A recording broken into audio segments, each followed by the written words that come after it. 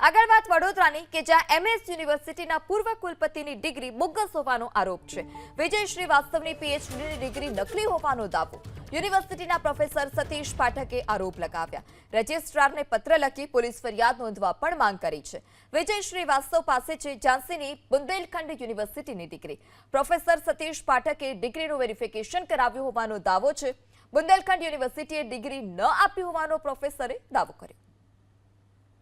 વડોદરાની MS university કે જે હંમેશા વિવાદોમાં ઘેરાયેલી રહી છે, ત્યારે ફરી એક વખત જે પૂર્વ કુલપતિ છે તેઓની ડિગ્રીને લઈ જે વિવાદ છે તે સામે આવ્યો છે. પીએચડીની ડિગ્રી ખોટી હોવાનો આરોપ લાગ્યો છે. વિજય શ્રીવાસ્તવ કે જેઓની પીએચડીની ડિગ્રી નકલી હોવાનો આરોપ. આગળ વાત વડોદરાની કે જ્યાં એમએસ યુનિવર્સિટીના પૂર્વ કુલપતિની ડિગ્રી બોગસ હોવાનો આરોપ છે.